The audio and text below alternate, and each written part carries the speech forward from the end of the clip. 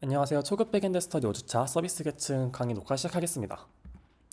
먼저 지난주에는 그 JPA의 동작 방식, 그 다음에 레포지토리의 계층 작성, 레포지토리 테스트 작성까지 했습니다.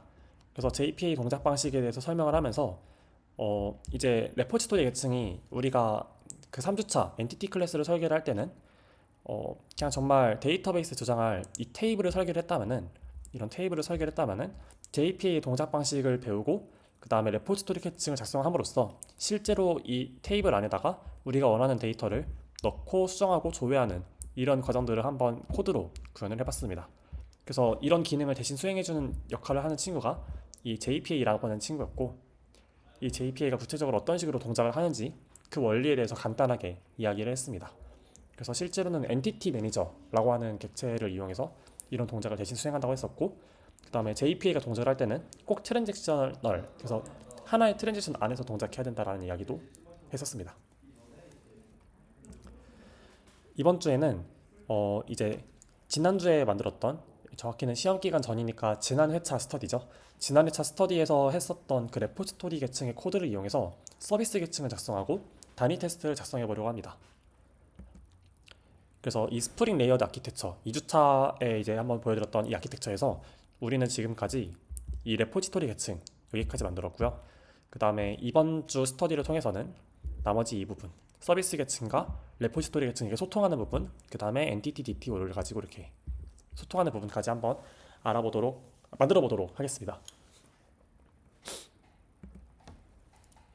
그래서 2주차 스터디에서 제가 서비스 계층을 간단하게 소개를 드릴 때 이렇게 소개를 드렸었어요. 어플리케이션의 비즈니스 로직이 담기는 계층이다 라고 소개를 드렸었는데요. 그래서 이 레포지토리 계층과 소통을 하면서 엔티티 또는 DTO로 소통한다 라고도 말씀을 드렸습니다. 근데 여기서 아직 DTO라고 하는 개념이 아직은 등장하지 않았는데요. 그 제 기억이 맞다면은 다음 주 스터디를 할 때 그 컨트롤러 계층 만들면서 등장을 할 예정이고요. 일단 지금은 등장하지 않았으니까 이 부분은 잠깐 무시를 해주시고, 지금은 레포지토리 계층과 소통하는 계층이고, 이때 소통을 할 때는 엔티티로 소통을 한다.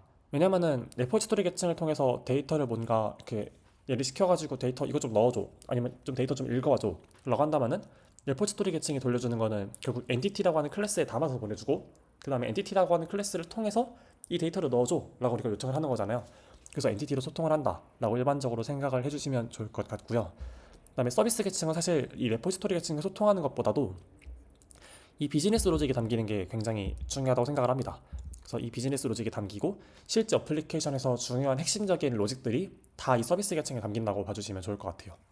그래서 컨트롤러나 레포지토리나 뭐 그 엔티티나 다 약간 살짝 이 비즈니스 로직을 풀어내는 이 서비스를 위해서 존재하는 살짝 그런 부가적인 느낌이고요. 이 서비스가 정말 핵심적인 로직을 다 담고 있습니다. 그래서 이 서비스 계층에서 하는 일, 어플리케이션의 비즈니스 로직을 수행한다 라고 하는데, 이 비즈니스 로직이 뭔지 아마 프로젝트를 많이 해보시지 않은 분들이라면 조금 감이 잘 안 와닿으실 수도 있을 것 같아가지고 제가 비즈니스 로직의 예시를 몇 가지 한번 가져와 봤습니다. 그래서 우리가 지금 이 투두메이트 클론 코딩을 하고 있으니까 먼저 간단하게 생각을 할 수 있는 그 투두메이트에 있어야 되는 기능이 할 일을 생성한다, 뭐 이런 기능이 있을 거예요. 근데 단순하게 이렇게 할 일을 생성한다 말고도 이 할 일 생성에 여러 가지 정책에 따라서 제약 조건을 걸 수도 있어요. 예를 들면은 우리가 지금 만약에 제가 지금 투두메이트라고 하는 이 서비스를 운영하는 회사 사장님이라고 해볼게요. 그냥 CEO라고 해볼게요. 그러면은 지금 우리 회사에 좀 자금 사정이 안 좋아가지고 데이터베이스를 좀 큰 거를 준비를 못했어요. 근데 왠지 이거 서비스가 너무 좋아가지고 사용자들이 엄청나게 몰릴 것 같은 거예요. 근데 사용자들이 엄청나게 몰렸는데 데이터베이스의 크기는 한정되어 있으니까 그 각각 사용자들의 할 일을 모두 다 원하는 만큼 다 담아주기에는 그 공간이 모자란 거죠. 그래서 이런 정책을 정해가지고 이런 문제를 해결할 수도 있습니다. 할 일을 가입한 유저 한 명당 최대 10개까지만 만들 수 있도록 제한을 두는 거죠. 실제로는 이런 식으로 이제 동작을 하지는 않겠죠. 그리고 이제 이렇게 실제로 구현도 하진 않을 거예요. 그냥 정말 예시로만 보여드리는 거고요. 그리고 만약에 내가 정말로 실제로 데이터베이스가 모자라다면은 사용자가 많이 몰려온다는데 데이터베이스가 모자라면은 돈을 더 투자를 받아가지고 늘리면 되는 일이죠. 그래서 이런 식으로 정책으로 풀면 안 되는 거겠지만 한번 예시로 들어봤습니다. 그래서 뭐 이런 건 좀 말이 안 되더라도 뭐 예를 들어서 한 사람당 할 일을 하루에 뭐 최대 100개까지만 만들 수 있다. 뭔가 디도스 공격 그런 거를 방지하기 위해서 할 일을 하루에 만들 때는 하루 동안에는 최대 100개까지만 만들 수 있다. 이런 거는 뭐 충분히 납득할 수 있을 만한 제약 조건이라고 저는 생각을 하거든요. 그래서 뭐 이런 식으로 그 회사 정책에 따라서 여러 가지 제약 조건이 있을 수 있어요. 이런 것들도 다 비즈니스 로직의 예시고요. 그다음에 뭐 할 일을 수정한다라고 말할 수 이런 것도 이제 그 필요한 서비스에 필요한 기능이니까 이런 것도 비즈니스 로직의 예시가 될 수 있겠고, 할 일은 그 일을 생성한 유저만 삭제할 수 있다. 이런 것도 비즈니스 로직의 예시입니다. 사실 우리가 할 일을 수정한다라고 하면은 여기에는 당연히 이게 내포가 되어 있는 거예요. 그 일을 생성한 유저만 수정할 수 있다. 저는 이걸 아래쪽에서 조금 더 명확하게 명시를 했고요.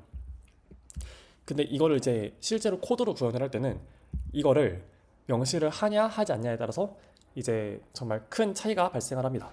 이걸 명시하지 않으면은 우리는 다른 사람의 할 일을 수정하거나 삭제할 수도 있는 거예요. 그래서 이런 구체적으로 제약 조건까지 걸어서 이런 모든 것들이 다 합쳐지는 게 그 어플리케이션을 구성하는 비즈니스 로직이라고 봐주시면 좋을 것 같습니다. 그래서 이 할 일은 인당 최대 10개까지 생성할 수 있다 라고 하는 이 정책을 실제로 어플리케이션에서 구현하기 위해서는 어떤 흐름을 따라서 구현을 해야 될지 한번 우리가 일종의 슈도코드 아니면 알고리즘을 직접 한번 작성을 해볼게요. 먼저 이 할 일을 생성하려는 유저를 조회를 합니다. 그리고 해당 유저가 생성한 모든 할 일을 조회합니다. 그리고 그 다음에 이 모든 할 일의 개수가 10개보다 적은지 확인합니다. 만약에 10개보다 적다면 할 일을 생성하고 10개보다 많다면 이제 그때는 어떻게 해야 될지 또다시 결정을 해야 될 거예요. 뭐 에러를 낼 수도 있고 아니면 그냥 사용자한테 지금 10개보다 많아가지고 더 이상 생성할 수 없습니다. 이렇게 안내 메시지를 띄울 수도 있고 어떻게 처리할지는 이제 여러 가지 방법이 있겠지만은 기본적으로 할 일을 생성을 한다면은 이렇게 네 가지 로직, 네 가지 단계를 거쳐가지고 할 일을 생성하게 될 거예요. 근데 이 비즈니스 로직을 푸는 과정에서 여러 가지 상황들이 발생을 할 수 있는데요. 먼저 에러가 발생하는 상황을 한번 살펴볼게요.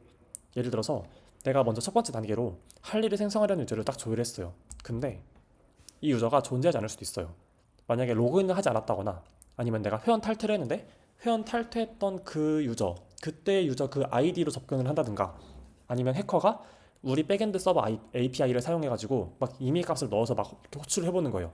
충분히 가능한 일이거든요. 그래서 이런 식으로 막 호출을 해볼 수도 있고, 그래서 이렇게 존재하지 않는 유저에 대해서 할 일을 생성하려고 하는 시도가 발생할 수 있습니다. 이때는 이 2, 3, 4번 과정이 실행이 되면 안 되겠죠. 왜냐하면 없는 유저의 할 일을 우리가 생성할 수는 없잖아요. 그렇게 되는 거는 데이터베이스 공간 낭비이기도 하고 서비스 운영하는 데 있어서 좀 치명적인 문제를 일으킬 수도 있고요. 그래서 이런 거는 못하게 막아야 됩니다.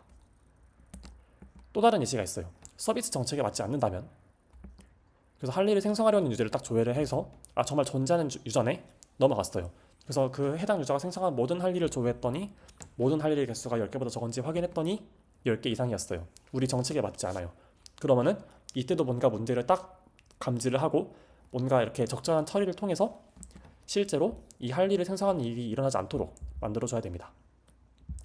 그래서 이렇게 다양한 상황에 따라서 우리는 할 일을 만들기도 하고 만들지 않기도 해요. 이렇게 우리가 할 일을 만들지 말지 이런 것들을 결정하는 여러 가지 로직들을 담는 것이 서비스 계층입니다. 그리고 이것들이 다 뭉뚱그려서 비즈니스 로직이라고 합니다. 레포지토리 계층은 우리가 이렇게 할 일을 만들지 말지 결정을 했다면은 그냥 그 결정대로 수행하는 친구일 뿐이에요. 우리가 만약에 할 일을 생성하기로 결정을 했다라고 한다면은 그때 레포지토리 계층한테 이제 우리는 할 일을 만들 수 있다, 만들기로 결정을 했다, 이제 결정했으니까 그냥 너가 만들어 달라 라고 말하면은 그때 이제 레포지토리 계층이 대신 그 엔티티 매니저를 이용해 가지고 이렇게 할 일을 실제로 데이터베이스에 만들어서 넣어주는 거죠. 이번엔 조금 더 복잡한 비즈니스 로직의 예시를 하나 볼게요. 먼저 A 데이터를 생성을 합니다. 그 다음으로 B 데이터를 생성을 해요. 그 다음에 A, B 데이터를 이용해서 C 데이터를 생성합니다. 충분히 이렇게 A 데이터를 만들고 그 다음에 B 데이터를 만들고 그 다음에 이 두 개 가지고 C 데이터를 만들고 이거를 그 하나의 비즈니스 로직 안에서 처리를 해야 될 때가 종종 있거든요.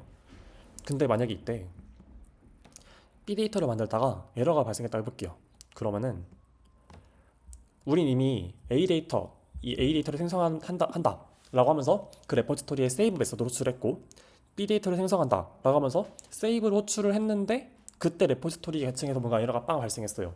그러면 우리는 이미 A 데이터를 생성하는 과정에서 세이브를 호출을 했으니까 뭔가 우리의 그냥 평범하게 사고름을 따라가자면은 지금 A 데이터는 이미 데이터베이스에 들어있고 B 데이터를 이제 넣으려고 했는데 뭔가 문제가 발생했네. 그럼 이미 데이터베이스에 들어갔을 것 같은 이 A 데이터는 어떻게 해야 되지?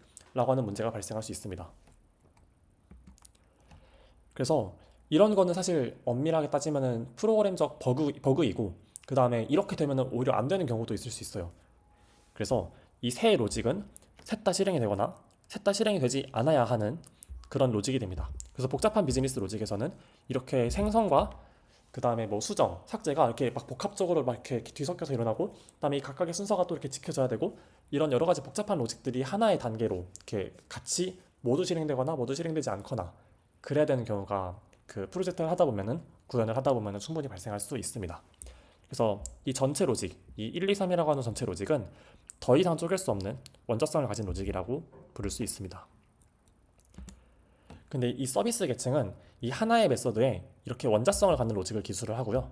그리고 이 로직의 원자성을 보장하기 위해서 서비스 계층에는 반드시 메서드 단위로 트랜잭션을 적용해 줘야 됩니다. 그리고 그 제가 지난주 스터디에서 강조를 드렸던 거는 그 모든 레포지토리 코드, 그러니까 엔티티 매니저를 사용하려면은 반드시 트랜지션 안에서 그 코드가 실행이 되어야 된다고 말했었잖아요. 커밋과 그 트랜지션의 시작이 있고, 그 다음에 데이터베이스를 조작하는 코드가 실행이 끝나면은 그 다음에 트랜지션 커밋이 일어나면서 실제로 반영이 되는 거기 때문에 반드시 이 트랜지션 범위 안에서 레포지토리 코드를 실행을 해줘야 되고, 엔티티 매니저랑 관련된 코드들을 JPA 코드를 실행을 해줘야 됩니다. 그래서 이 트랜지션을 이용해서 그럼 이 트랜지션을 어디에 걸 건지가 이제 중요한 관점이 되는데, 우리는 이거를 레포지토리 계층에 걸지 않고 지금 이제 서비스 계층에다 걸려고 하는 거예요.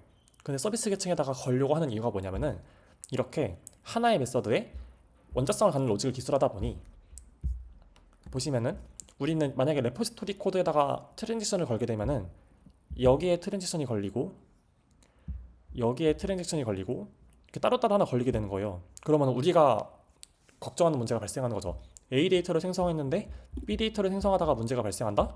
그러면은 A는 진짜로 데이터베이스에 들어가 있고 B는 데이터베이스에 못 들어가는데, 우리가 의도하는 거는 A, B, C는 모두 데이터베이스에 존재하거나 존재하지 않거나 여야 되는데 그런 원자성을 못 지키게 되는 거죠. 그래서 레포지토리 코드에다가 트랜지션을 거는 게 아니라 이렇게 서비스 계층에다가 트랜지션을 걸어가지고 메서드 단위로 그 원자성을 갖도록 만들어줍니다. 그래서 3주차에 했었던 이 JPA 동작과 관련된 내용을 복습을 잠깐 해보자면은, 트랜지션 중간에 에러가 발생하면은 변경사항을 롤백한다 라고 하는 이 기능 덕분에 그 로직의 원자성이 보존이 되는 거거든요.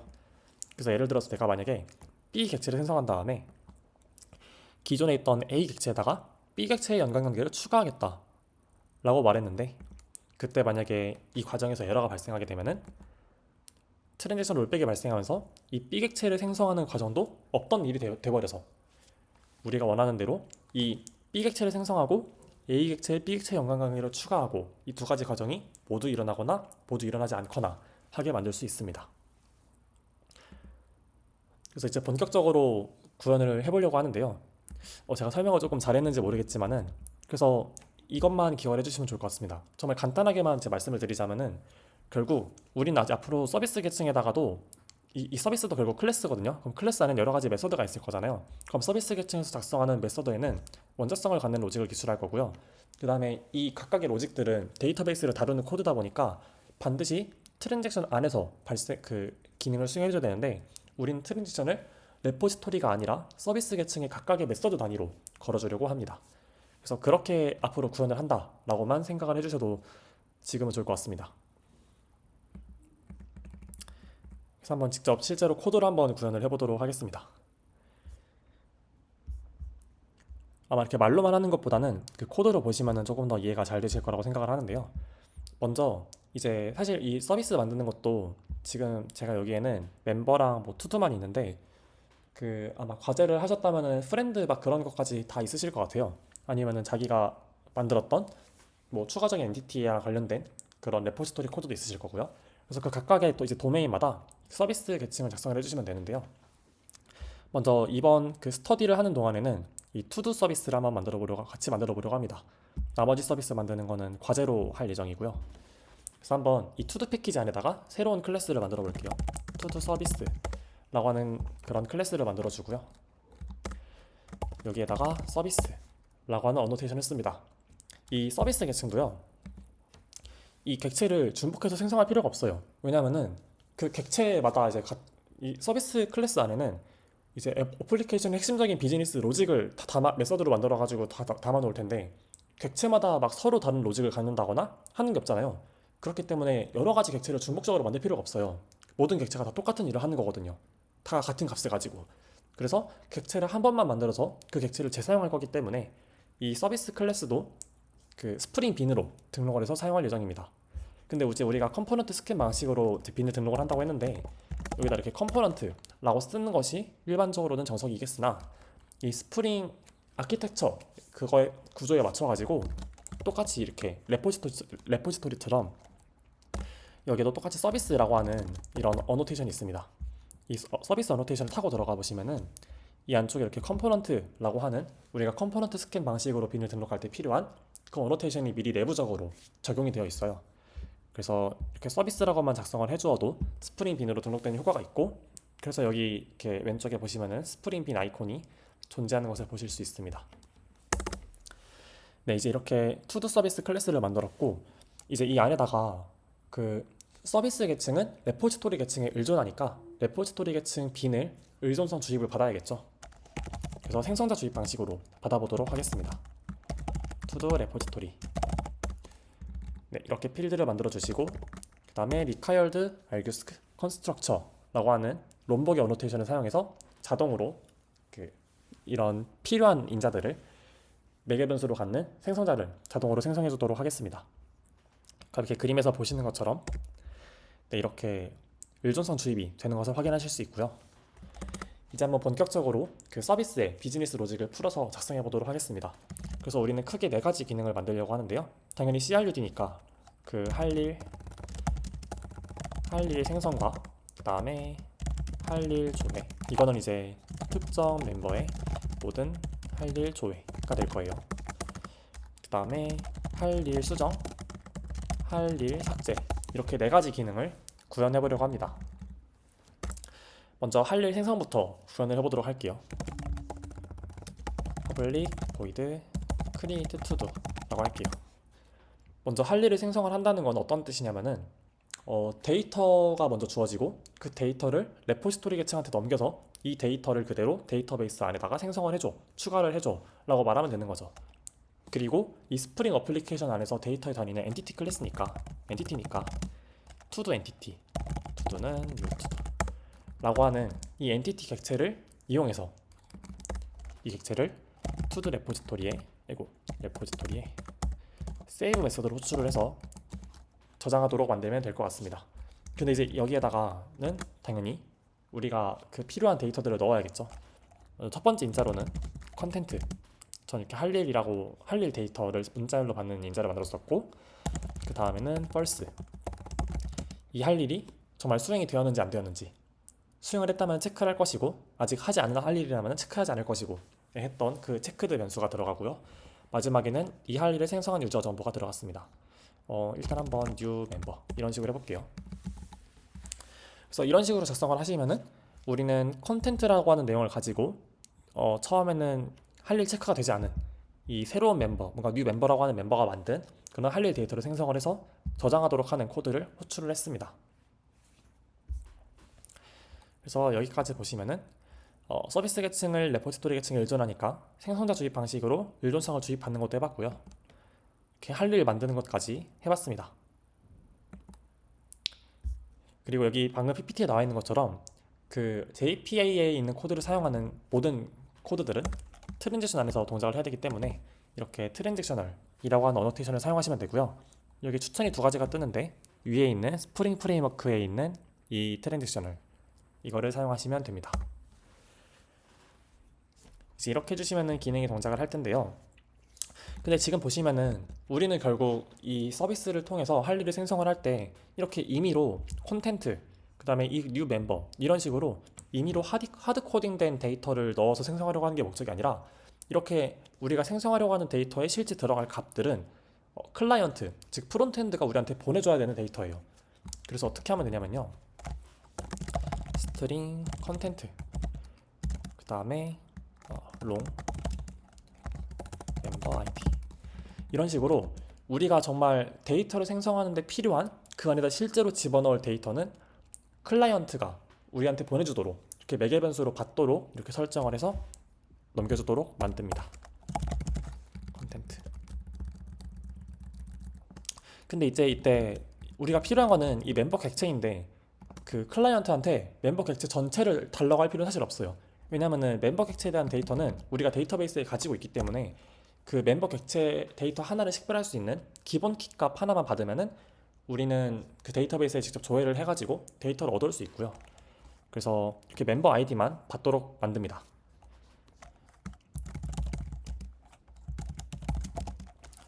그럼 이제 이 멤버 아이디로부터 실제로 그 멤버에 대한 정보를 받아오려면은 이 멤버 레포지토리가 필요하겠죠. 그래서 필요한 멤버 레포지토리를 이렇게 주입을 또 받아줍니다.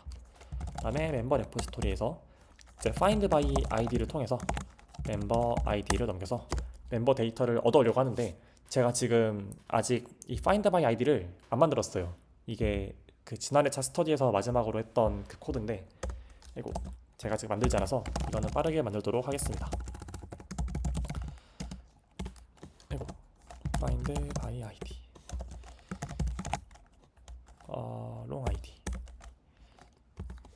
네, 이런 식으로 작성을 해주면 될 것 같고요.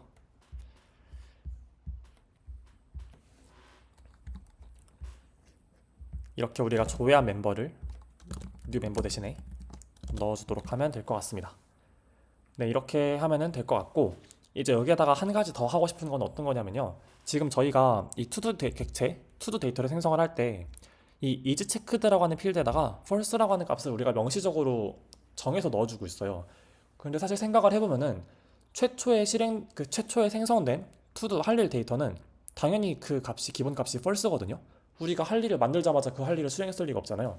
그렇기 때문에 이건 이렇게 명시적으로 넣어주는 것보다는 기본 값으로 당연히 false가 들어가게끔 만드는 게 조금 더 안전한 방식입니다. 왜냐면 이렇게 필드를 파라미터를 이렇게 열어놓게 되면은 우리가 실수로 코딩을 하다가 뭐 잠깐 졸았든지 해가지고 좀 헷갈렸든지 해가지고 여기다가 잘못 이렇게 true라고 적어버릴 수도 있는 거잖아요. 근데 그러면은 사용자 입장에서는 할 일을 새로 생성했는데 뭔가 이게 체크된 채로 생성이 되는 느낌이니까 당연히 버그라고 느낄 거예요. 그래서 애초에 이런 일을 우리가 실수할 수 있는 여지를 없애기 위해서 to-do 생성자를 조금 더 리팩토링 해보도록 하겠습니다. 그래서 어떻게 할 거냐면요. 여기 어차피 할 일이 새로 생성이 된다면은 그 기본 값은 무조건 false이기 때문에 여기 이 isChecked라고 하는 변수를 삭제를 해주고요. 이것도 없애주고 여기 변수에다가 false라고 하는 그냥 디폴트 값을 넣어주도록 만들겠습니다. 네, 이렇게 하고 여기 true는 빼줄게요. 이렇게 하면 조금 더 이 코드 한 줄 한 줄을 읽어봤을 때 조금 더 깔끔하게 되죠. 우리는 그냥 사용자가 지금 이 멤버 아이디에 해당하는 사람이 그 할 일을 이 콘텐트라는 이름에 할 일을 만들 거다 라고 이 메서드를 호출을 하게 되면은 우리는 그 멤버 아이디로부터 이 멤버를 조회를 해가지고 그 멤버를 필드로 그 데이터로 갖고 그다음에 이 콘텐트도 데이터로 갖는 할 일을 만들어서 세이브 저장까지 하면 되는 거죠. 이렇게 하면은 할 일 생성 로직이 간단하게 작성이 되었고요. PPT로 돌아와 보면은 이 레포지토리 계층에 사용하는 서비스 로직은 반드시 트랜잭션 안에서 동작해야 되기 때문에 그리고 하나의 메서드에는 일반적으로 원자성을 갖는 로직이 들어가기 때문에 이 서비스 계층에 있는 메서드 단위로 트랜잭셔널을 붙여주고요.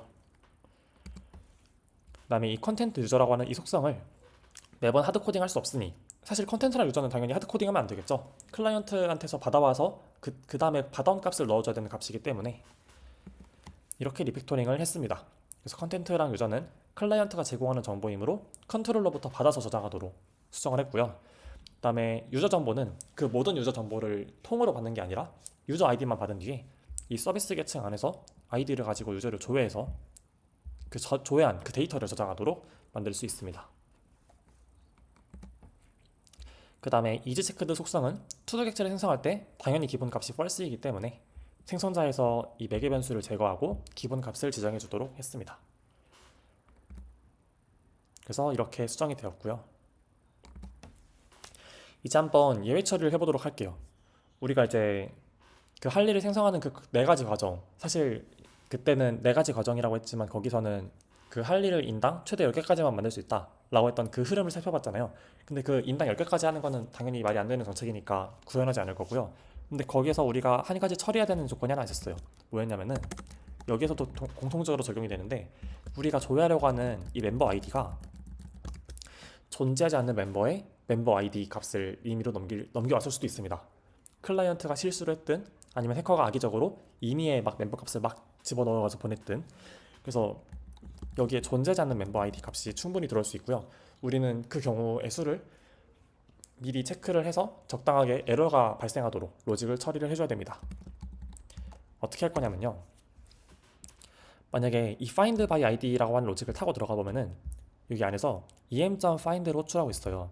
근데 이 em.find에서 이 멤버 클래스에 해당하는 이 id 값으로 이제 멤버 클래스 그 데이터베이스에서 조회를 할 텐데, 만약에 이 id 값이 존재하지 않는 id 값이다, 그래서 이 멤버 테이블 안에 이 id 값을 가진 데이터가 없다 라고 한다면은 이 em.find라고 하는 메서드는 널 값을 리턴을 해줍니다. 그래서 만약에 우리가 조회하려고 하는 이 멤버 아이디가 존재하지 않는 멤버의 아이디다 라고 한다면은 이 멤버의 값은 널이에요. 그래서 만약에 멤버가 널이면은 우리는 이런 경우에는 throw new exception 에러를 발생시키도록 처리하려고 합니다. 그리고 이 exception 이 객체는 말 그대로 정말 그 에러 객체고요. 에러를 발생시킬 때는 new exception 이런 식으로 에러 객체를 생성을 한 다음에 그 생성된 객체를 throw 키워드로 이렇게 던져주시면 됩니다. 그리고 이 에러 객체를 생성할 때는 이 안에다가 에러 메시지를 우리가 원하는 대로 적을 수 있는데요. 뭐 예를 들면은 존재하지 않는 멤버입니다. 이런 식으로 우리가 원하는 그 에러 메시지를 입력할 수 있습니다. 그리고 여기 지금 빨간 줄이 뜨는데요. 빨간 줄이 뜨는 거는 지금 이 메서드 안에서 exception 타입의 에러가 발생할 수 있다라는 거를 이 메서드 단위로 명시를 해줘야 돼서 그래요. 그래서 여기서 throw,라고 하는 키워드를 사용해서 exception 이런 식으로 작성을 해주시면은 빨간 줄이 사라집니다. 네, 이제 이렇게 하면은 존재하지 않는 멤버에 대해서 입력이 들어오는 예외 케이스를 처리를 했고요. 이제 이런 걸 처리하는 거 하나하나가 다 이제 비즈니스 로직에 들어가는 거예요. 내가 만약에 그 좀 말이 안 되는 예시이긴 했지만은 정말로 그 할 일이 10개 미만만 되도록 10개 이하가 되도록 그 정책을 걸어놓고 싶다, 제한을 걸어놓고 싶다라고 하신다면은 진짜 그렇게 구현도 하실 수 있어요. 뭐 예를 들어서 투드 레포지토리에서 find all by member 이걸로 이 멤버를 그대로 조회를 해요. 이때 멤버를 조회할 때는 당연히 이게 널이면 안 되겠죠. 그래서 이 에러 처리를 하는 순서도 중요하게 생각을 해주셔야 돼요. 먼저 멤버가 널인지 체크를 하고 그 다음에 이제 이걸 실행하는 거예요. 이 로직을 검증하는 거죠. 그래서 리스트 투도 리스트라고 할게요. 그냥 간단하게. 이거는 정말 테스트로 쓰는 거라서 지울 거거든요. 그래서 간단하게 해볼게요. 만약에 투도 리스트의 사이즈가 뭐 10 이상이다 라고 한다면은 똑같이 뭔가 throw new exception 이런 식으로 할 일은 멤버당 최대 10개까지만 만들 수 있습니다. 이제 이런 식으로 에러를 발생하도록 우리가 원한다면 짤 수도 있어요. 근데 뭐 이제 이런 거는 말이 안 되는 그런 정책이니까 지금은 지우도록 할게요. 그래서 이런 식으로 서비스 이 메소드 하나 안에서는 이렇게 다양한 로직들이 처리가 됩니다. 여러 가지 분기도 처리를 하고요. 지금은 지울게요.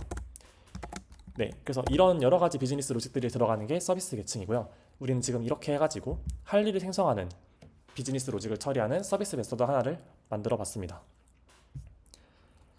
그래서 여기서 보이는 것처럼 그 만약에 유저 아이디 값이 존재하지 않으면은 이 find by id에 관한 값은 널이 되고요. 로그인한 유저만 할 일을 생성할 수 있도록 유저의 값이 널이라면은 예외를 발생시키도록 했습니다. 그래서 여기에선 제가 멤버 대신에 유저라는 클래스를 만들어서 써가지고 이렇게 스크린샷이 들어가 있는데 멤버라고 써주시면 되고요. 이제 한번 이 할 일 생성 로직이 잘 동작하는지 확인하기 위해서 테스트 코드를 작성해 보도록 하겠습니다. 근데 이때 서비스 테스트는 단위 테스트로 보통 작성을 하는 편이에요. 왜냐하면은 그 서비스 계층이 하고자 하는 일은 결국 이 로직이 내가 서비스 계층에 작성한 로직이 정말 잘 동작을 하는지 그 로직만을 테스트하는 거거든요. 실제로 데이터베이스에 데이터가 저장이 잘 되고 그다음에 뭐 컨트롤러부터 요청을 잘 받았고 이런 거는 이미 다 테스트를 했어요. 레포지토리 계층에서 통합 테스트를 하면서 다 작성을 해봤고요. 그다음에 컨트롤러 같은 경우에도 컨트롤러 테스트를 따로 작성할 수 있어가지고 그런 거는 그렇게 그쪽 파트에서 다 알아서 잘 했을 거라고 믿는 거예요. 믿고 서비스 테스트를 할 때는 스프링부터 어플리케이션을 통째로 올리는 게 아니라 이 서비스 클래스 자체 하나만을 가지고 테스트를 하면서 이 클래스 안에 기술된 순수 자바 코드의 흐름 로직이 정말 잘 올바르게 동작을 하는지, 그래서 특정 데이터를 주고 이 데이터가 이 서비스 로직에 들어왔을 때 우리가 원하는 기대값을 갖는 그런 결과물이 로직으로 잘 나오는지 이런 것들만 테스트를 하면 되기 때문에 서비스 테스트는 단위 테스트로 작성하는 편입니다. 그리고 이 단위 테스트는 스프링부트와 다른 클래스에 의존하지 않고 대상 자바 클래스 하나만 단독으로 테스트하는 것을 말하고요. 네, 그래서 단위 테스트입니다. 정말 그 클래스 단위 하나만 테스트하는 거라서 단위 테스트라고 부릅니다. 그래서 한번 그 투두 서비스의 단위 테스트를 한번 작성해 보도록 하겠습니다. 먼저 여기 테스트 영역, 테스트 이쪽 폴더 안에다가 작성해 주시면 되고요. 여기 투두라고 하는 패키지 밑에다가 새로 만들게요. 투두 서비스 테스트 이렇게 클래스를 만들어 주고요. 이번에는 통합 테스트를 하는 게 아니기 때문에 뭐 여기에 뭐 스프링부트 이런 거 쓰실 필요 없습니다. 이런 거를 오히려 쓰면 안 되고요. 단위 테스트로서 정말 순수하게 이 투두 서비스라고 하는 클래스 하나만 테스트하려고 합니다. 근데 이때 문제가 하나 있는데요. 우리가 원하는 거는 이 투두 서비스 S라고 표현할게요. 이 투두 서비스 클래스 하나만 테스트를 하려고 하는데요. 이거 조금 지울게요. 이걸 조금 지우고, 네. 근데 이 투두 서비스의 로직을 우리는 그 투두 서비스의 로직을 테스트한다 했잖아요. 근데 한 가지 함정이 있습니다. 이 투두 서비스의 로직을 실행하려면은 이 로직은 이 투두 레포지토리에 의존을 해요. 제가 그 실제 강의실에서는 칠판에다 그렸었는데 지금 이게 녹강이라서 이렇게 그리고 있는데, 네, RT 이렇게 할게요. 이게 투두 레포지토리라는 뜻이고요. 우리는 이 투두 서비스를 실행하기 위해서는 투두 레포지토리에 의존을 하고 그 다음에 투두 멤버에도 그 멤버 레포지토리에도 의존을 하고 있습니다. 멤버 레포지토리, 네, 이렇게 할게요.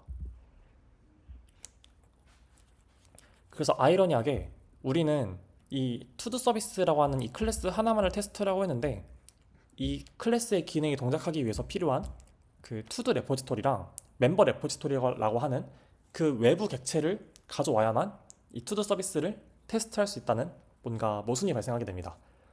그래서 이걸 일종의 그 의존성을 막 끊는다라고 표현을 하기도 하는데요. 이렇게 이 외부 클래스의 의존적인 이런 상황에서 우리는 정말 순수하게 투두 서비스의 그 로직만을 테스트하기 위해서 이렇게 외부에 의존하는 객체들은 실제 객체를 가져오는 게 아니라 가짜 객체를 사용해서 테스트를 합니다. 그래서 이 가짜 객체는 실제로 그 모든 로직이 다 작성된 그 객체가 아니라 그 기존에 작성된 객체의 행동을 흉내내도록 뭔가 그거에 동작하는 것처럼 따라서 행동하도록 뭔가 정말 광대 같은 느낌이죠. 정말 그렇게 흉내내는 그런 가짜 객체를 만들어서 그걸 대신 집어넣어가지고 테스트를 하도록 만들 거고요. 이런 가짜 객체를 가리켜서 우리는 목객체라고 부릅니다. 그래서 실제 객체를 흉내내는 이 목을 만드는 행위를 모킹이라고 부르고요. 이 모킹을 쉽게 도와주는 모키토라고 하는 라이브러리를 사용해서 단위 테스트를 작성해 보도록 하겠습니다. 그래서 한번 실제로 코드로 작성을 해볼게요.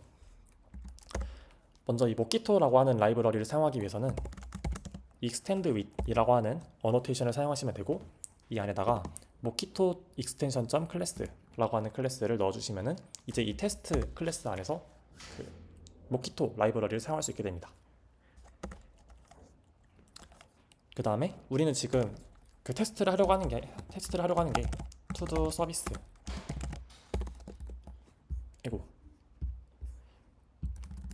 프라이빗 투두 서비스. 우린 지금 이 투두 서비스의 기능을 테스트하려고 하는 거니까 당연히 이 클래스의 객체가 필요할 텐데요. 뭐 이거는 따로 막 주입받거나 그럴 필요는 없어요. 그냥 이렇게 생성을 해서 이거대로 그냥 그대로 쓰면 됩니다. 이거대로 그대로 쓰면 되는데, 이 투두 서비스가 동작을 하려면은 지금 여기 보이시는 것처럼 투두 서비스 객체가 생성이 되려면은 기본적으로 이 투두 레포지토리랑 멤버 레포지토리가 있어야만 투두 서비스 객체를 만들 수 있잖아요. 그래서 가짜 객체를 만들어서 넣어줄 거예요. 모킹을 위해서. 그래서 프라이베이트 투두 레포지토리, 그 다음에 프라이베이트 투두 멤버죠. 멤버 레포지토리. 그래서 투두 레포지토리랑 멤버 레포지토리 객체를 이렇게 만들어서 여기 투두 서비스 안에다가 넣어줄 거고요. 근데 이때 이 투두 레포지토리랑 멤버 레포지토리 객체는 진짜로 동작하는 객체가 아니라 흉내내는, 그거의 원래 기존 객체를 흉내내는, 동작을 따라하는 가짜 객체라는 뜻에서 이렇게 목이라고 하는 어노테이션을 붙여줍니다.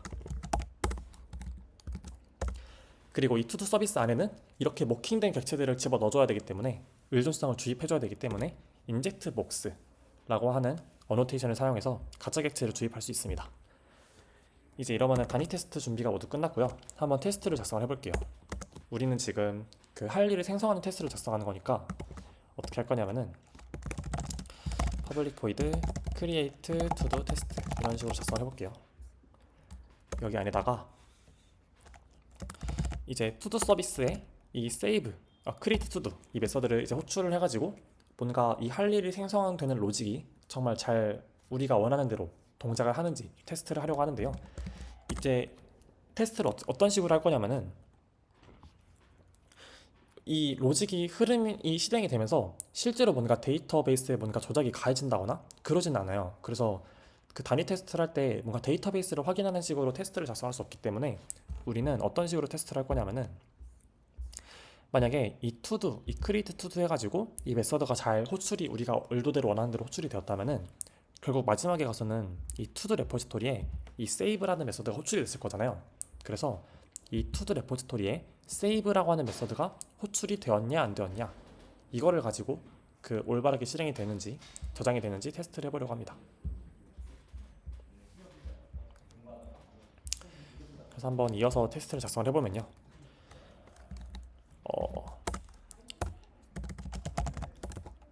먼저 단위 테스트를 작성을 할 때는 이게 이제 BDD라 그래서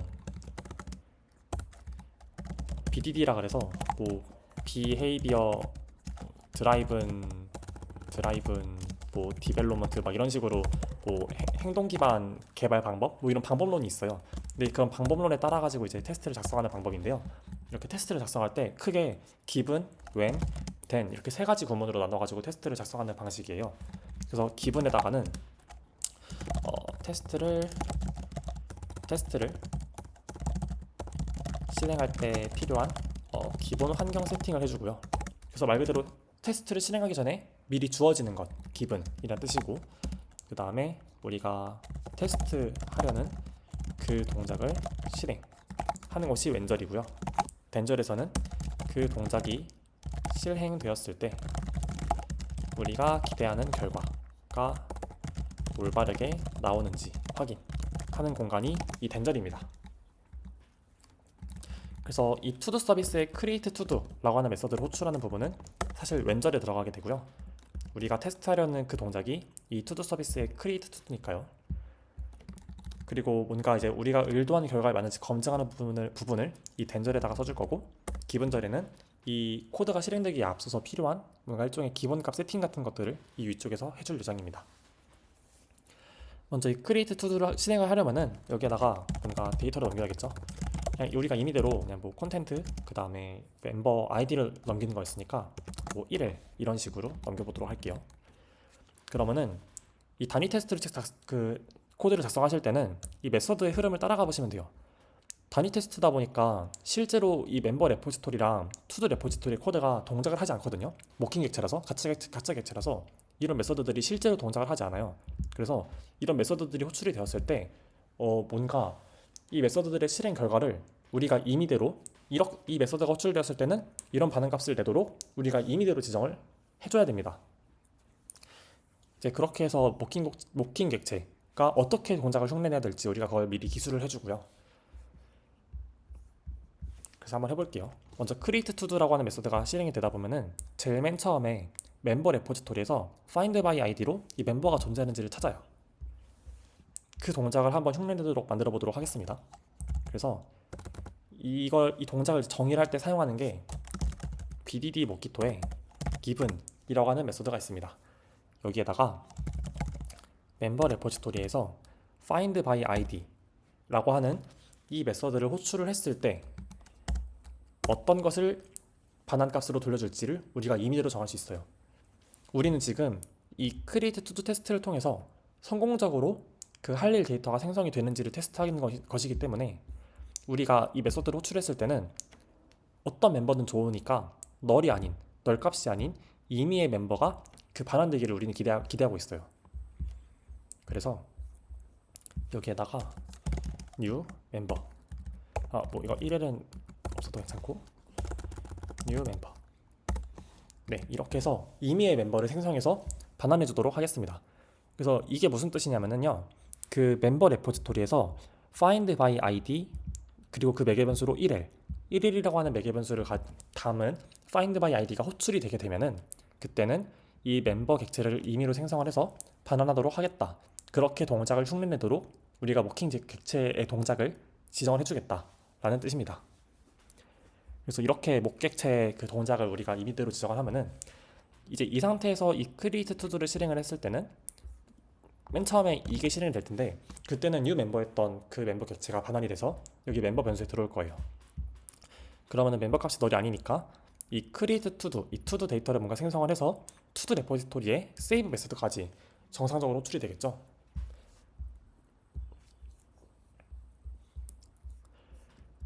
그래서 이 덴젤에서는 어떤 거를 검증하려고 하냐면요, 우리가 정말 만약에 아무런 문제가 없었다, 성공적으로 투두를 생성하는 데 성공을 했다 라고 한다면은 이 로직의 마지막에 있는 이 투두 레포지토리의 save라는 메서드가 호출이 되었다 라는 걸로 그걸 검증하려고 합니다.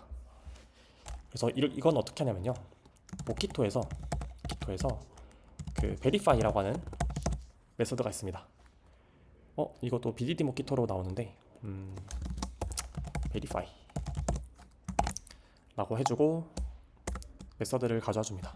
네, 모키토에 verify라고 하는 메서드가 있거든요. 이 verify 메서드를 가져와서 원래 모키토에 있는데 bdd 모키토로 나오네요. 제가 알기로 모키토에 있는데 일단 verify로 일단 작성하겠습니다. 여기 위쪽에 보시면 임포트를 제가 이렇게 해놨어요.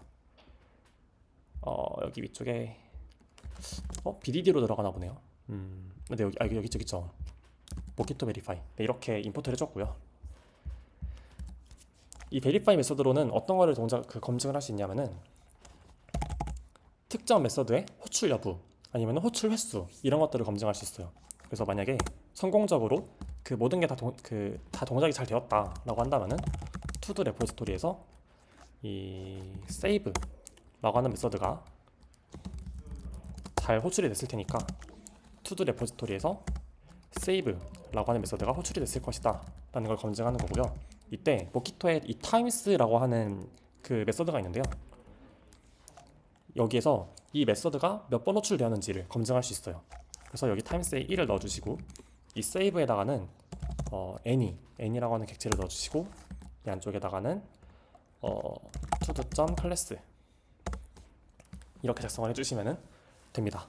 여기 지금 이 빨간 줄이 뜨는 거는 이 create to do가 exception을 반환하기 때문인데요, 뭔가 에러가 발생했을 때는 exception 에러 객체를 반환을 하니까 그거를 얘도 반환할 수 있다 라는 걸 명시해주기 위해서 여기도 이렇게 똑같이 throws라는 키워드로 exception을 반환할 수 있다고 명시를 해주면 됩니다.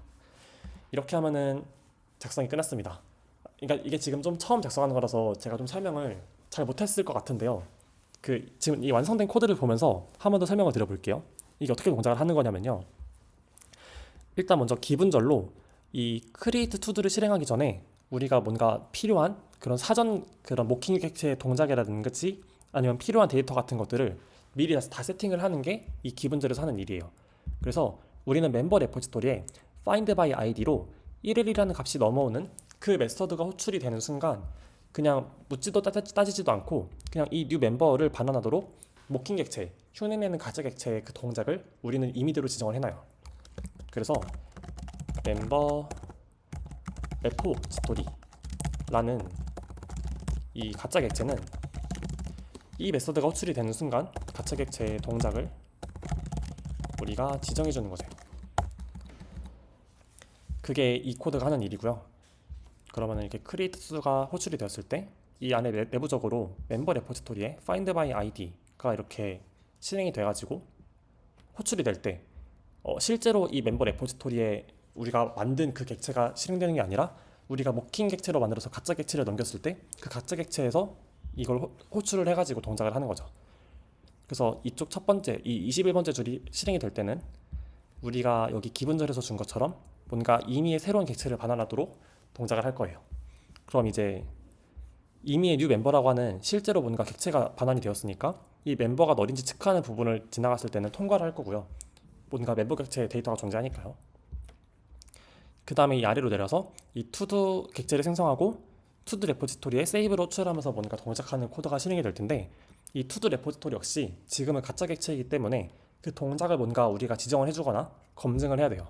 근데 이건 지금 마지막 코드고 우리가 실제로 투두 데이터가 생성이 된다면은 이 세이브 메서드가 호출이 되는 것을 우리는 기대를 하고 있잖아요. 그렇기 때문에 만약에 지금 성공적으로 투두 데이터가 생성이 된다면은 이 verify라고 하는 메서드를 통해서 투두 레포지토리에 이 save라는 메서드로 투두 클래스에 투두 타입에 어떠한 인스턴스라도 좋으니 그런 인스턴스가 매개 변수로 들어가 있는 이 save 메서드의 호출이 한 번, times니까요. 단 한 번만 발생하기를 우리는 기대한다 라는 것이 이 테스트 코드의 큰 흐름입니다. 제가 좀 설명을 이해가 안 되실까봐 여러 번 했는데 잘 와닿으셨으면 좋겠습니다. 그 다음으로는 한번 이 투두 생성에 실패하는 경우를 한번 테스트를 해볼게요.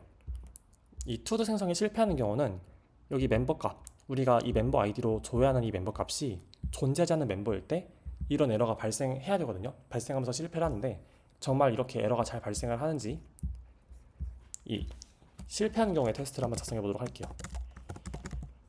테스트 public void create to the test. 저는 이렇게 실패하는 테스트의 메서드를 쓸 때는 여기에다가 뒤에다가 when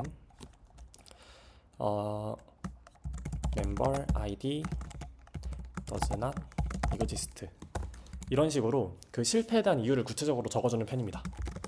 이건 이제 사람마다 다르니까 이제 편한 방식대로 이름을 지으셔가지고 하면 되고요. 그냥 뭐 어떤 사람들은 그냥 뭐 when 말고 그냥 뭐 fail 이런 식으로 정하기도 해요. 여기도 똑같이 given when then 절로 해보도록 하겠습니다. 그래서 when to do 우리가 지금 이 테스트에서 기대하는 건 뭐냐면요. to do 서비스에서 create to do 메서드를 호출했어요. 여기도 똑같이 뭔가 콘텐츠를 넘기고 멤버 아이디를 넘길 건데 뭔가 멤버 아이디는 그냥 좀 테스트니까 좀 이해하기 쉽게 정말 존재하지 않을 것 같은 멤버의 아이디 막 이런 식으로 되게 의미의 큰 멤버 아이디 값을 갖는 걸 막 넘겼다고 해볼게요. 똑같이 throws exception. 이때는 then 우리는 뭔가 기대를 하는 거죠. 멤버가 존재하지 않는다는 에러가 나기를 기대한다. 이런 코드를 쓸 거고요. 그럼 이제 기본절에서는 똑같이 뭔가 이걸 해줄 텐데 맨 처음에 투두 서비스에 이 create to도라는 메서드가 들어왔을 때 이 존재하지 않는 멤버입니다 라는 에러가 발생을 하려면은 이 멤버 레포지토리에서 그 find by id를 호출했을 때 널 값을 반환을 해줘야 돼요. 그래서 여기다가 뭐라고 쓸 거냐면은 기본절에서 멤버 레포지토리로 find by id로 지금은 1일이 아니죠. 여기서는 그냥 any_long 이라고 하는 걸 써볼게요. 이 any_long은 long 타입의 값 아무거나 들어왔을 때 해당이 된다 라는 뜻입니다. 그래서 long 타입의 값 아무거나 여기 인자로 들어와서 이 find by id가 호출이 되면은 우리는 그때는 그냥 묻지도 따지지도 않고 이거 말고 너를 반환해 주겠다. 이런 식으로 먼저 기본절로 세팅을 그 모킹 객체 동작을 세팅을 해줄 수 있고요. 목객체 동작을 세팅을 해주고 그 다음에 이제 이거를 실제로 실행을 했을 때 그 결과로 우리가 기대하는 건 뭐냐? 이제 에러가 발생하기를 기대할 건데요. 이 에러가 발생하는 걸 기대하는 테스트를 쓸 때는 assertions에 assert that thrown by 라고 하는 메서드가 있습니다. 이 메서드 안에서는 이렇게 뭔가 함수가 하나 이렇게 들어가게 되는데요. 이게 익명함수를 나타내는 자바의 문법이에요. 그래서 이 익명함수 내에서 실행되는 이 코드가 실행이 되었을 때 에러가 발생해야 된다 라고 검증하는 방식이 이 어설트 대 들어온 바이거든요. 그래서 이 왼절에 들어가는 이 코드가 이 안으로 들어갑니다. 그래서 이 create to do 라고 하는 이 코드를 실행을 했을 때 에러가 발생해야 테스트를 통과하는 거예요. 그게 이 assert that thrown by가 검증하는 겁니다. 그래서 이때는 왼절이 댄절이랑 통합되어 있어서 보통 이렇게 주석을 달아주고요. 네, 이렇게 하면 되고, 이때는 그 두 가지를 저희가 테스트할 건데요. 먼저 첫 번째로는 에러 메시지를 테스트할 거고, 두 번째는 그 에러 객체의 타입을 테스트를 할 거예요. 먼저 첫 번째로, 만약에 존재하지 않는 멤버가 우리가 원하는 대로 여기가 널값이었을 때 에러가 발생했다면은 존재하지 않는 멤버입니다 라는 메시지를 가진 에러가 발생을 했을 거예요. 그래서 먼저 이 발생한 에러의 그 에러 메시지가 정말 존재하지 않는 멤버입니다 라는 메시지를 가진 에러 메시지인지 검증을 해줄 거고요. 그 다음에 이 에러 객체의 타입이 exception 타입의 객체인지 또 테스트를 해줄 수 있습니다. 이렇게 exception.class라고 작성을 해주시면은 에러 객체의 타입도 테스트를 할 수 있고요. 그래서 한번 테스트를 돌려볼게요. 이건 제가 실행을 했었네요. 네, 그래서 테스트 돌려보시면은 지금은 아마 실패할 텐데 제가 이거 테스트를 작성만 하고 돌려보진 않았네요. 이게 지금 실패하는 이유가 여기 다른 데 쓴 테스트에서 제가 그 투두 객체 생성자에서 이 false라고 하는 값 필드를 지웠잖아요. 이걸 넣을 수 없게. 그래서 에러가 발생하는 거라 이거를 다 지워주면 되고요.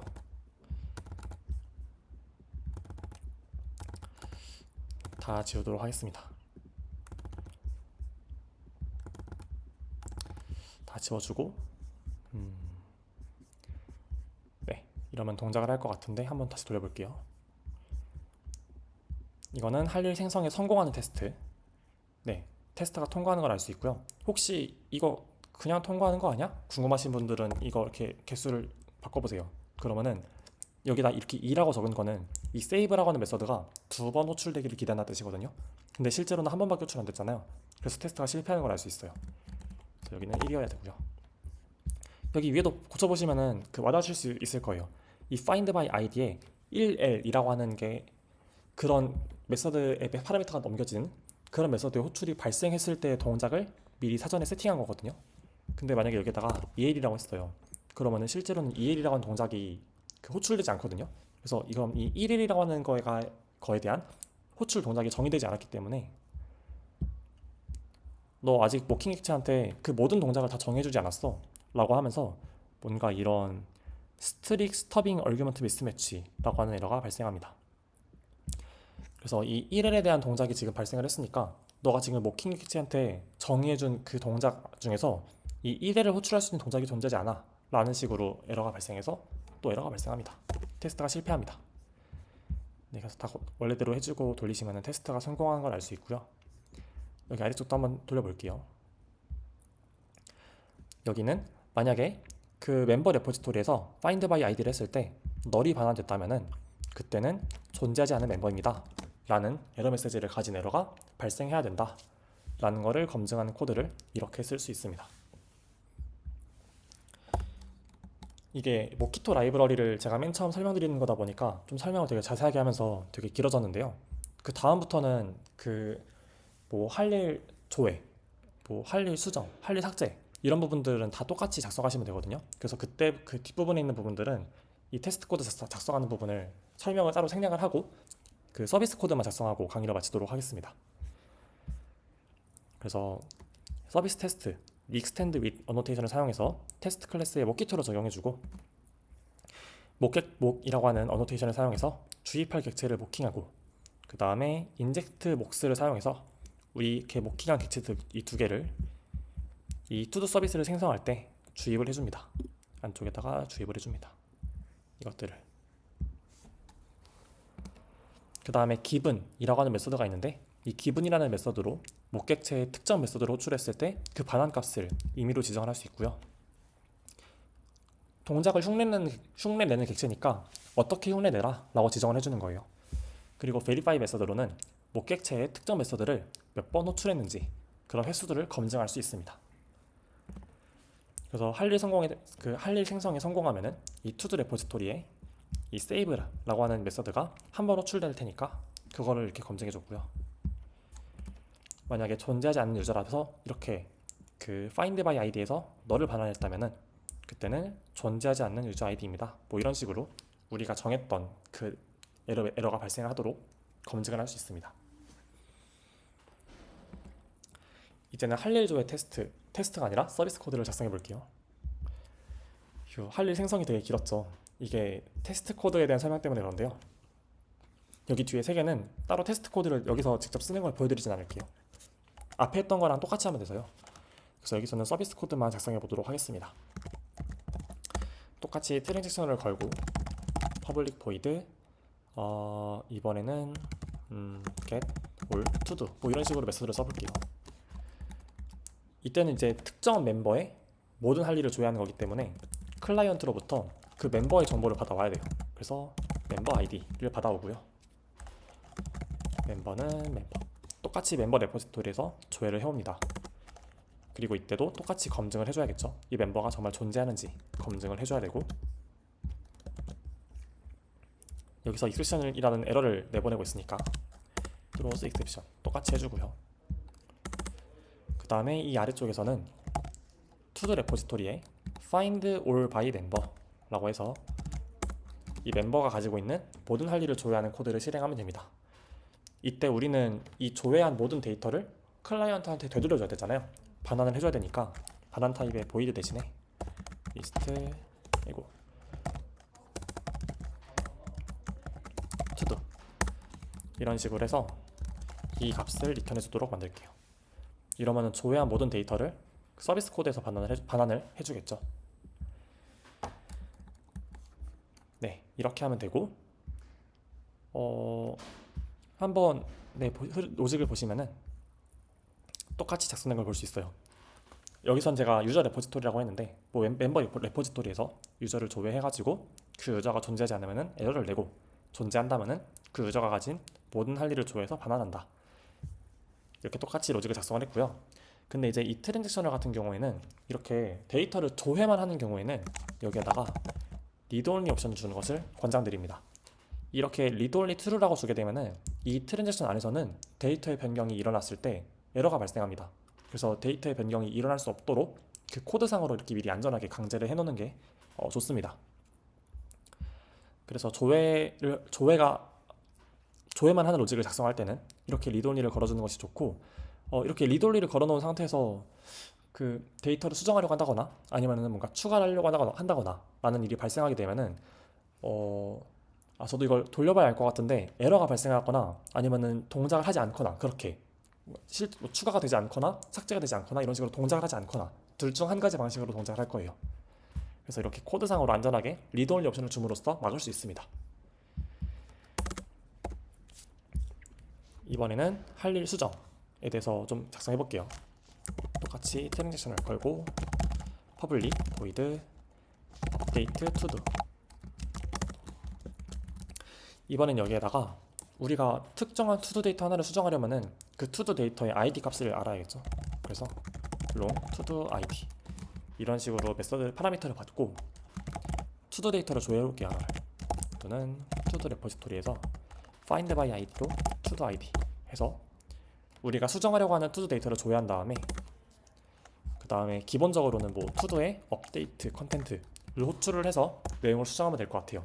이때 어떤 내용으로 수정할지는 역시 클라이언트가 보내줘야 되는 거니까, 프롬프트가 알려줘야 되는 거니까 string 컨텐트 new 컨텐트를 할게요. new 컨텐트를 받아와서 클라이언트가 보내준 new 컨텐트로 이렇게 업데이트를 하면 됩니다. 원래대로라면은 이렇게만 작성하면 끝이겠지만은 더 안전하게 한다면은 이 투두가 만약에 존재하지 않는 경우, 존재하지 않는 투두 아이디를 가지고 요청을 보냈을 경우에는 지금 이 투두에 똑같이 널이 들어갔을 거예요. 그래서 그것도 검증을 해주면 좋습니다. if 투두가 널이라면은 뭐 throw new exception 해가지고 존재하지 않는 할 일입니다. 이런 식으로 에러가 발생하도록 만들 수 있고요. throws exception. 네, 이런 식으로 할 수 있고, 그리고 여기서 한 단계 더 나아간다면은 우리가 할 일을 수정을 할 때는 그 할 일을 생성한 유저만 이 할 일을 수정할 수 있어야 되잖아요. 그래서 어떤 식으로까지 쓸 수 있냐면은 long member id를 받아가지고 똑같이 멤버도 조회를 해요. 멤버도 조회를 한 다음에 이것도 검증할 수 있습니다.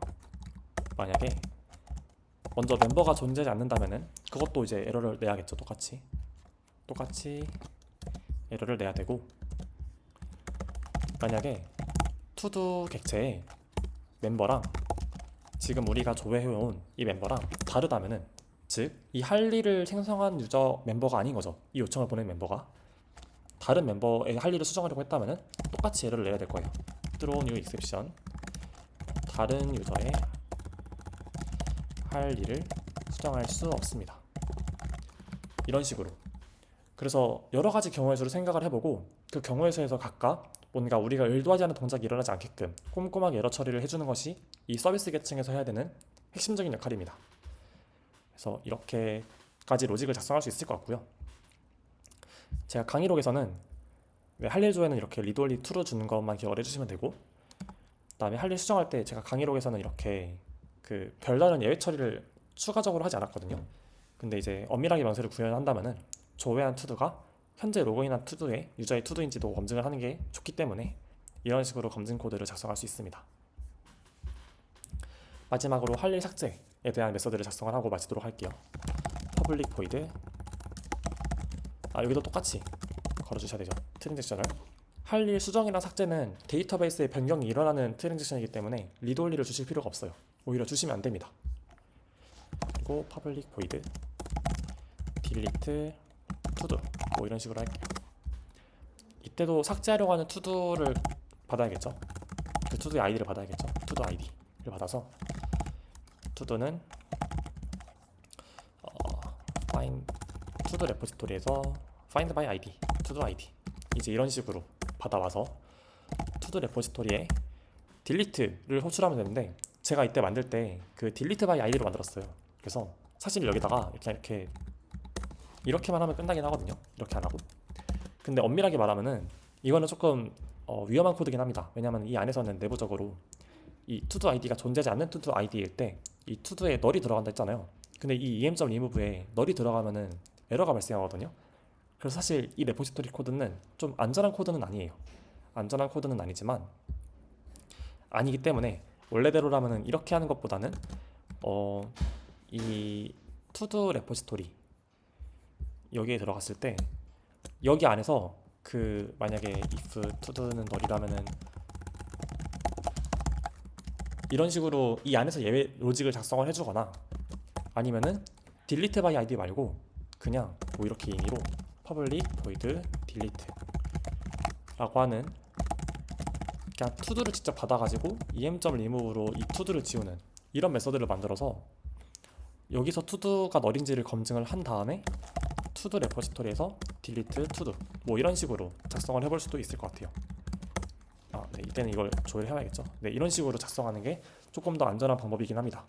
그래서 이 to-do가 정말 존재하는 to-do인지 검증을 서비스에서 하거나, 아니면은 뭐 구현에 따라서는 나의 그 구현 판단에 따라서는 레포지토리 계층에서 판단을 해가지고 삭제를 한다거나, 이런 식으로 구현을 하는 게 조금 더 안전한 구현 방법이라고 할 수 있을 것 같습니다.